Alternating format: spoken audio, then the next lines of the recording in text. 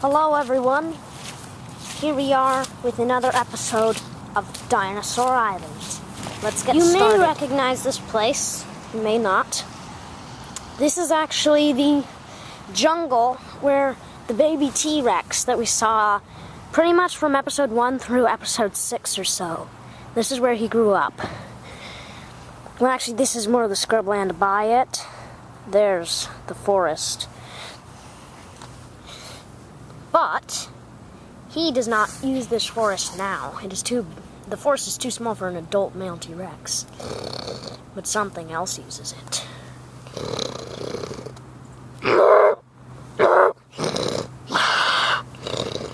This is an adult Megaraptor.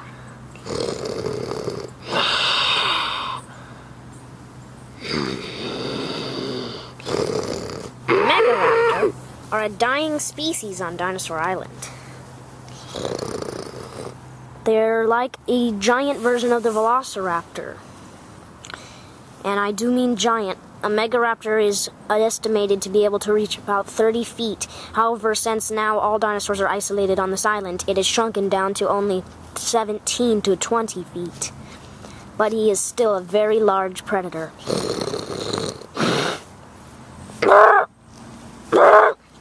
And he is always on the hunt. The Megaraptor's chosen prey is this young Tarbosaurus.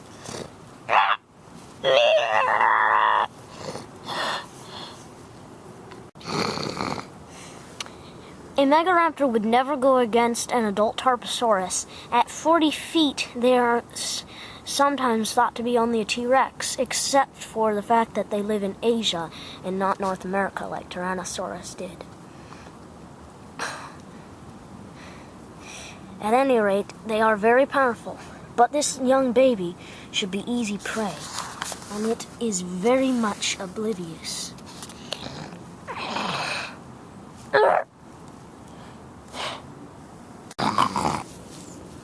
It seems to be trying to dig out something. There appears to be a small, slightly blocked up hole under where he is looking. This is most likely the den of a small mammal, like a shrew or a squirrel. But busy with his face in the dirt, he is unaware of the giant animal that creeps up behind him.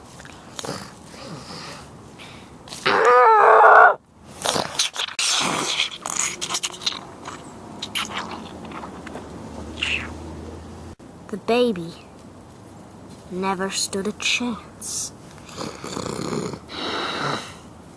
But this Megaraptor is actually the same one from the last episode, the loner.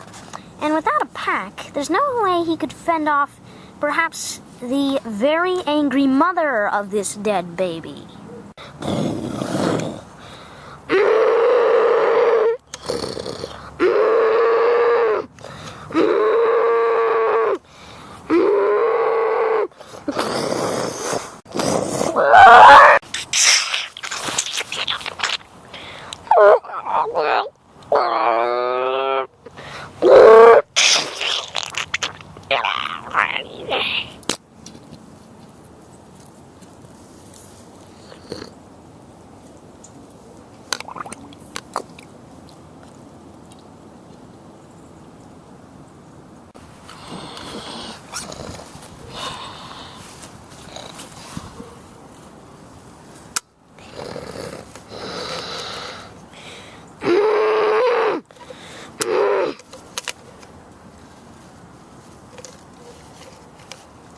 It is only till after she has killed the Megaraptor that this mother Tarbosaurus realizes that her baby is already gone.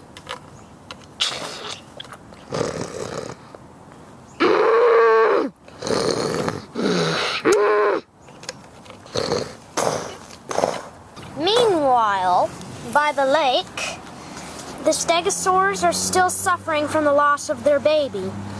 However, they have had a new one, right there.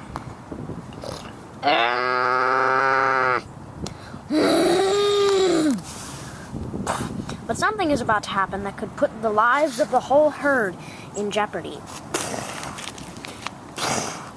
A dinosaur herd, or a bird flock, all revolves around the bull male or female. In other words, the oldest and largest individual. If this individual dies, the herd has no leader, and it will slowly die.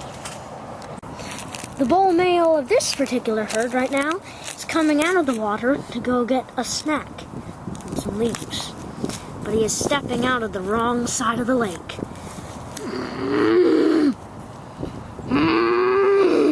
And soon he's going to have the same fate as the Amargasaurus only 2 episodes ago. The Stegosaurus is not quite as large as the Amargasaurus, so it doesn't sink quite as far, but it still sinks just enough to disable its defenses.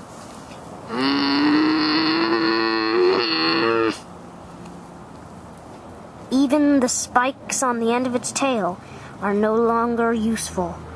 And its cries are already attracting predators.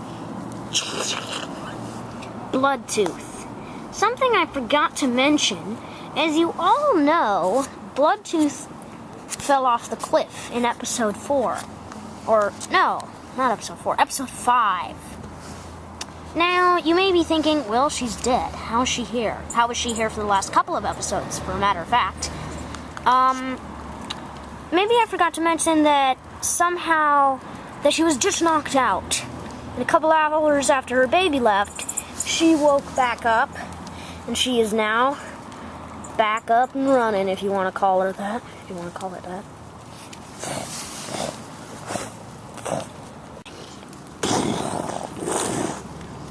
She moves in for the kill. She's about to strike when suddenly the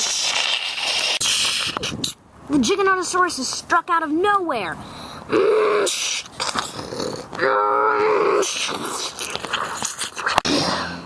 He's inflicted a nasty gash on Bloodtooth's face.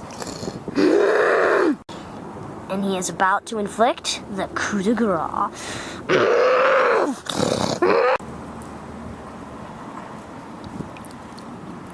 But this is not Bloodtooth's blood filling the pond. Somehow, even with the gash on her face, she managed to kill the Giganotosaurus, who is now drowning in his own bodily fluids.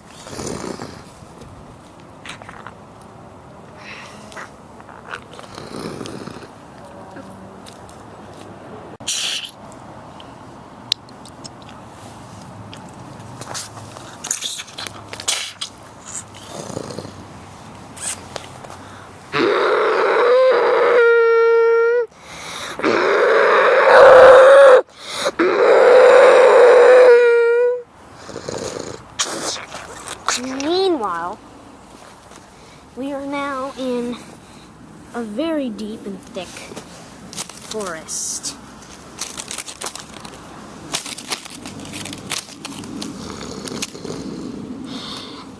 The culprit for all these shaking leaves is Serena, the female baryonyx. And now Serena appears to be digging,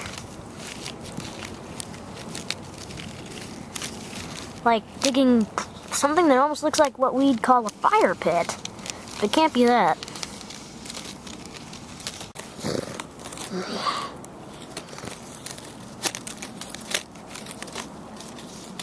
After about half an hour, she's finally done digging. She appears to have made something like a nest, like a really huge nest. She suddenly turns around, and Serena begins to lay eggs.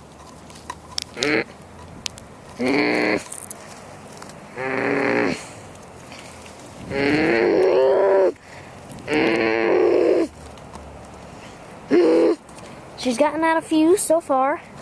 Definitely gonna be more to come. She laid another.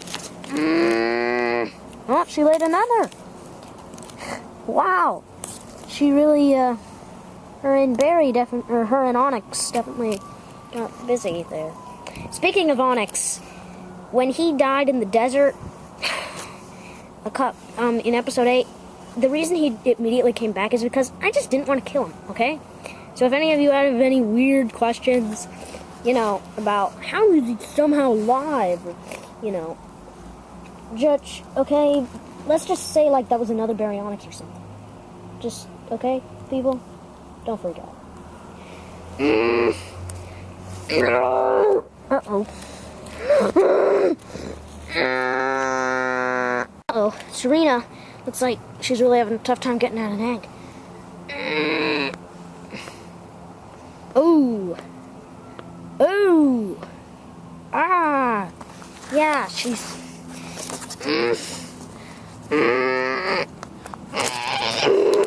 Oh, there you go. Oh. Good job, girl. Good job.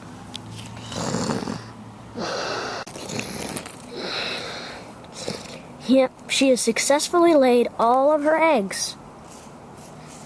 There is 1, 2, 3, 4, 5, 6, 7. 7 eggs. Wow. Very nice. Oh, she proceeds to cover them in foliage and bark and soil to keep them warm. Then she goes off. Or, she doesn't go off. She just looks around in response to a sound. And, sure enough, there's Onyx.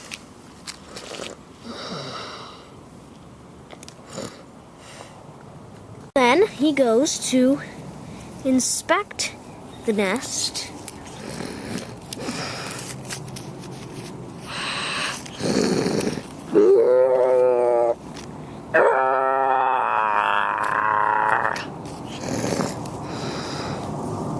And he decides that it is good.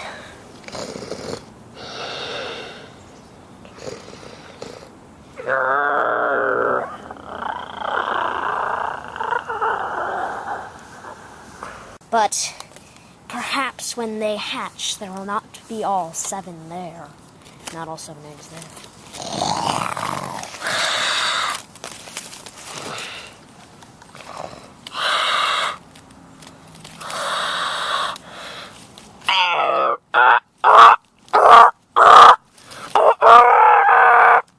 This is Oviraptor. He is a small, cunning predator, and his name means egg thief, and for good reason. While Serena and Onyx have their backs turned, this little rotten thief is preparing to take one of the eggs. Serena hears him, but it is too late. All the animal leaves, some blood.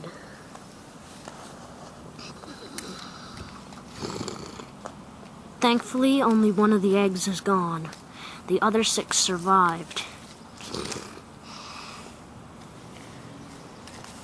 Serena has just learned the first lesson of being a dinosaur mom. Never turn your back. Not once. Meanwhile, at the lake, Bloodtooth is still feeding on her kill. And the bull stegosaurus finally managed to get free. But something is about to happen that will most certainly kill the new little baby. The Brachiosaurus.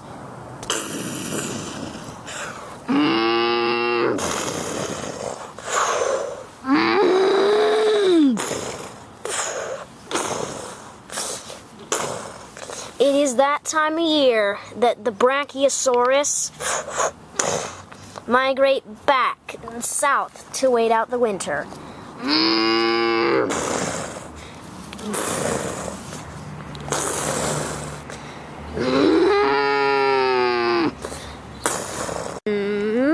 They will crush anything in their way.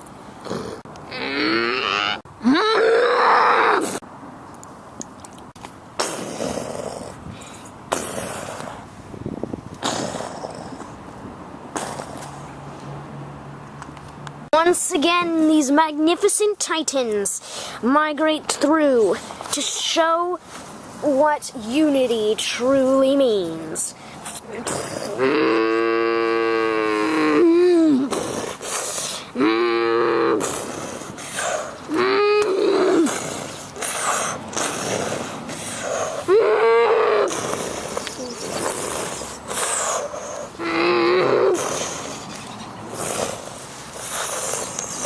To be continued in the next episode of Dinosaur Island.